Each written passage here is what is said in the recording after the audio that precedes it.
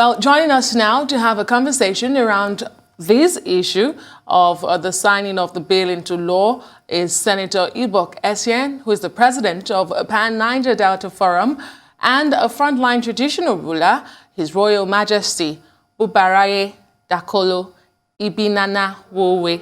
I hope I did not murder that name. Thank you, gentlemen, for joining us on Newsday.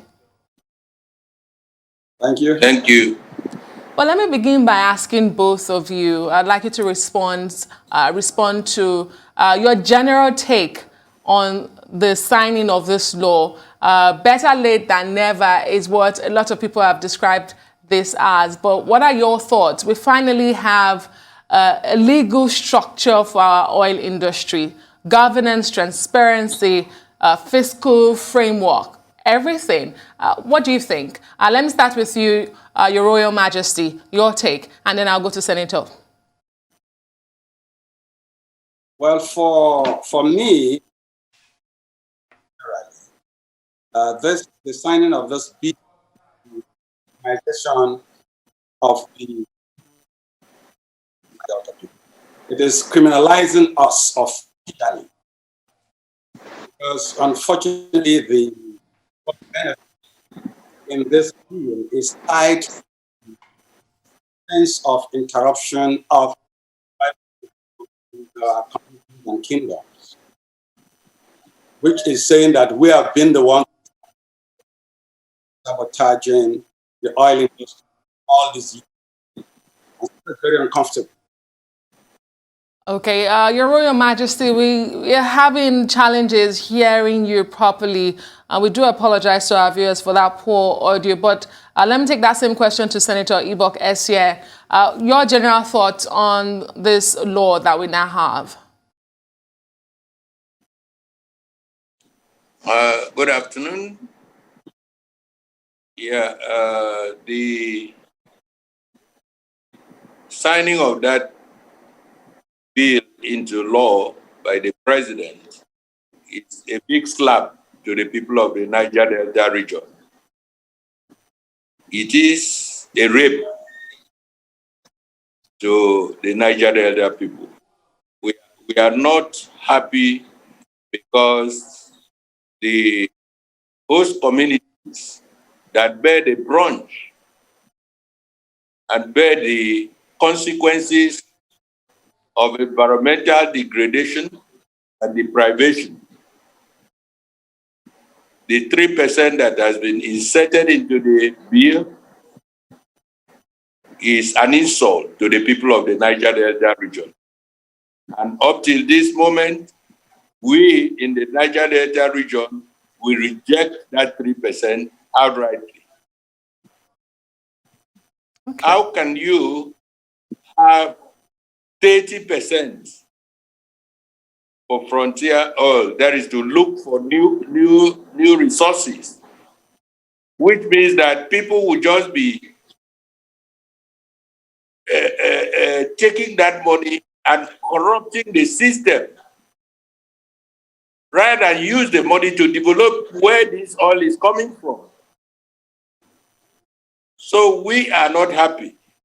Maybe at the end of the day, they look at the 3% will amount to about $500 million in a year to the Niger Delta. What does that mean to the Niger Delta region?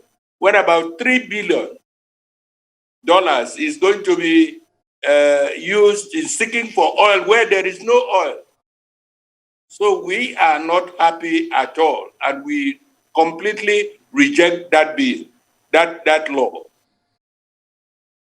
Okay, let me. I know you've already made the point. I wanted thought the president will not return. He will not sign that bill. He will return it to the National Assembly to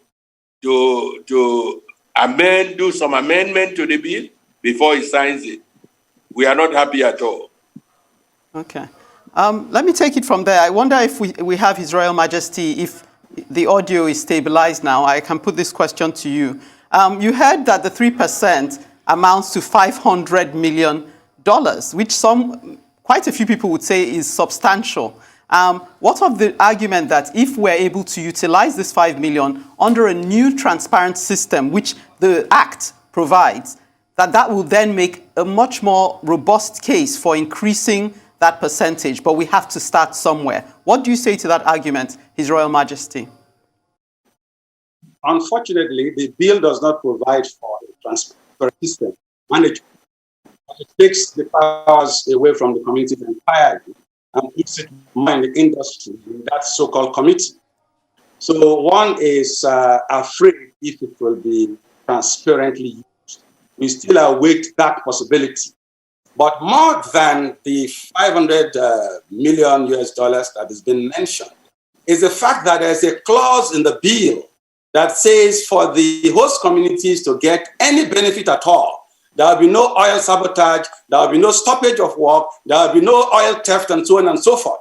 And our argument is, if Nigeria has had the security agencies trying to prevent this particular act from happening from 1998 to date, why should the onus, why should the burden be placed on the communities to prevent that from happening? You see that as saying that the communities have been largely responsible for all of these crimes.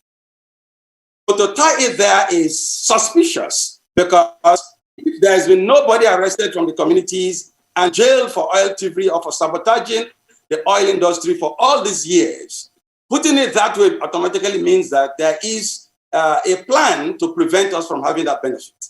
Because anybody can come from anywhere and sabotage something and say, oh, there was sabotage last.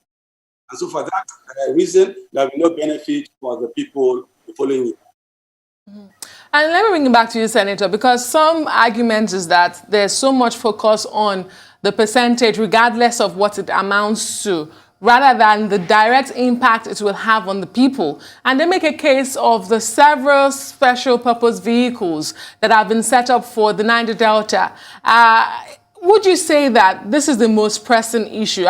Would you agree that this is the priority for the region, the percentage of the money amounting to it, or perhaps the environmental impact and changes that this law will bring, and so many other things? Are you saying that there is no win at all for the Niger Delta region when it comes to the PIB law? The Petroleum Industry Act, beg your pardon. At all. Mm-hmm. There is none at all. We are completely losing what God, in His infinite love and mercy, bestowed on the Niger Delta people.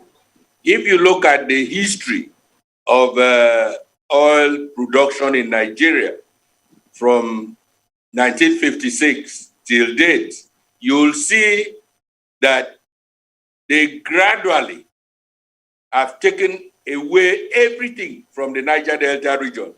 Even when you are talking of the intervention agencies like NDDC, it resides in the presidency. And then somebody is appointed as MD or executive director in the Niger Delta NDDC, but is being regulated from the presidency, and then names of contractors are given from there, and then every job is given from the presidency. So the people are not allowed to run the agencies as it should be. Even in this PIB, the same thing. Look at the clauses they have put, the limitations and the constraints they have put in the bill or in the act now that has been signed by the president, leaving responsibility for security of the installations to the host communities before they can even draw the 3%. How do you see that anybody, like the Royal Majesty said, anybody can come from anywhere to destroy all installations, destroy the facilities, cause havoc to the facilities, and then they will say it's the host community that is doing it. And then even the patry 3% will be, which we have rejected, will be withheld. So it is a complete rape, like I said before, on the people of the Niger Delta region. And like I said before, we completely reject it. Okay, I'll put this two-pronged question. First to you, Senator Ibok. What do you say? I mean, you say it's a complete rape. What do you say to those who said, but the legislature, who are members of the Niger Delta community, stood by while this rape occurred? Why didn't they speak out?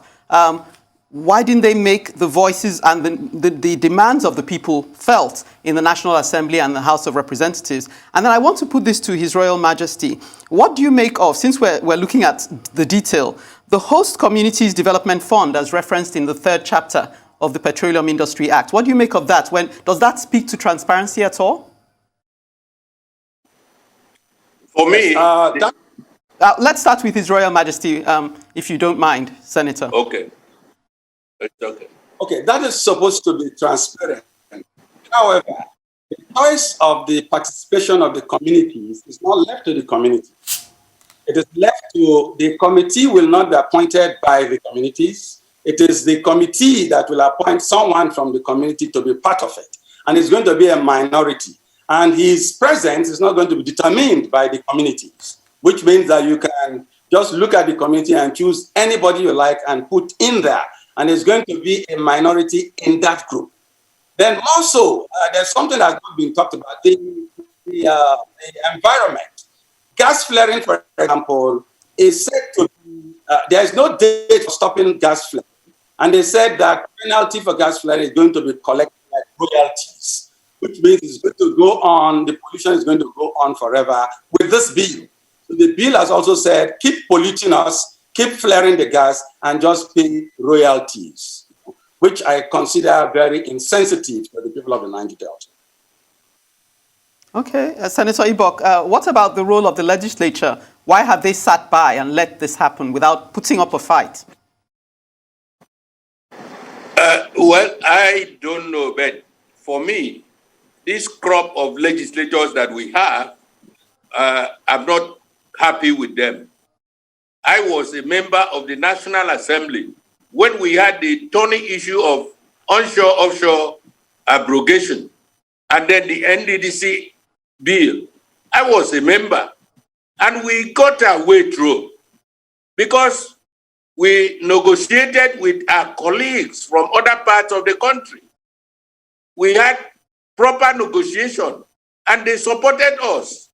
But this crop of members that we have in the National Assembly does not seem to have the synergy of working with the rest of Nigerians. And they chicken out in issues like this that affect the region. We are not happy with them. I must confess that we are not happy with them. All right, that's a good place to leave it, gentlemen. Senator Ibok Essien, President of Pan-Niger Delta Forum, and the frontline traditional ruler, His Royal Majesty Buba Raye Dakolo. Thank you so much for joining us on Newsday.